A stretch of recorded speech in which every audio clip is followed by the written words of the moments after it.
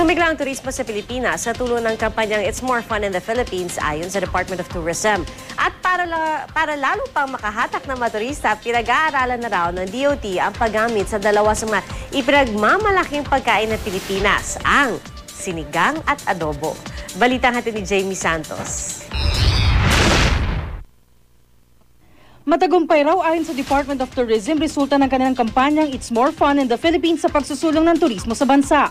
Hindi pa man daw kasi tapos ang resulta ng first quarter, tumaas na raw ng 14 to 15% ang tourist arrivals ng bansa sa buwan pa lang daw yan ng Enero hanggang Pebrero. Bukod daw kasi sa nakakaengganyo ang kampanya ng ahensya sa mga banyaga, nakakuha pa ito ng suporta sa mga Pilipinong turista. Mga Pinoy na daw mismo ang nagpupunta sa iba't ibang lugar dito sa bansa. Nung araw, pag tinatanong tayo, why should I go to your country?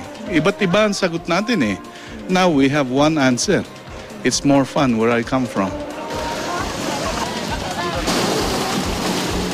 Kita naman daw ito nitong summer break kung saan punong-puno ang ating mga paliparan ng mga bakasyonista, maging ang Boracay at Palawan. Natapos nga raw ang 2011 na nagkaroon tayo ng 27.9 million local trips. Pag kinuwenta nga raw ito, aabot ito sa 5 to 8 million katao na nagbabakasyon sa ating bansa. Positibo raw sila na malalagpasan pa natin ito pagdating ng 2014. Basta porsigido tayo, mangyayari yan. Ang tourism kasi momentum eh. Pag kinarir mo, magsasucceed ka. Nung araw, para tayong urong-sulong eh, di ba?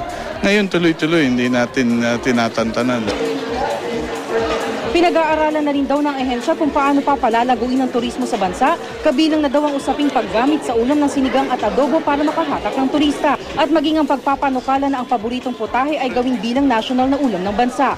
Pero itutulak pa rin daw nila ang lahat ng panlasang Pilipino para makahikayat pa ng mas maraming bisita. Jamie Santos, GMA News.